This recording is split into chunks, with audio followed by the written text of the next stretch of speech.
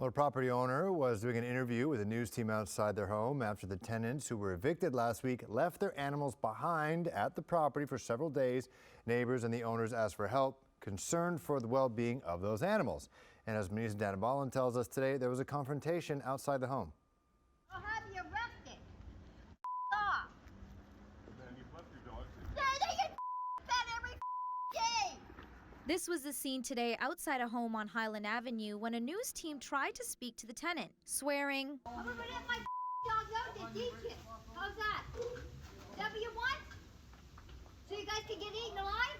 and threatening. The property owners Karina, Loayza, and Bryan Ortiz say the tenants, who at first were a man, a woman, and their 2 kids, had an eviction order for October 1st. Loayza says the tenants left on time but left their animals behind, and it's too dangerous to get in. Now it's been a week that we've been trying to get them out of the house, the animals, and get the animals some help.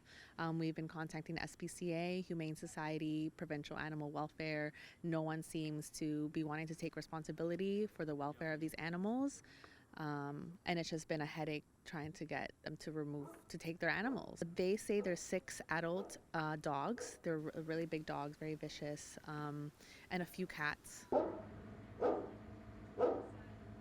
The neighbors also reached out to Animal Services and are worried. Really sad.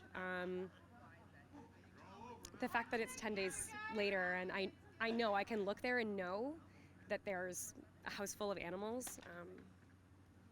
I don't know how many are still living. It's been a runaround. It's been SPCA says contact Provincial. Provincial tells us to contact SPCA. They both, they say the dogs are not abandoned per se because the owners are coming to feed the animals. That's what they say. We don't really know if that is accurate information. Left your dogs in. They get fed every day.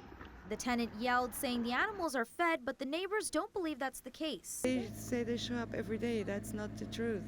When a news team was doing an interview with the property owners today, the tenants showed up. We had a news reporter. They contacted them, the owners of the animals, to see, to ask, are you coming to pick up their animals? She got really defensive and they came here. Hamilton police showed up after Loayza called 911. Loayza says the tenants have been there for 2 years and didn't pay rent properly, owing them thousands of dollars. And she says now she needs to pay to save the animals.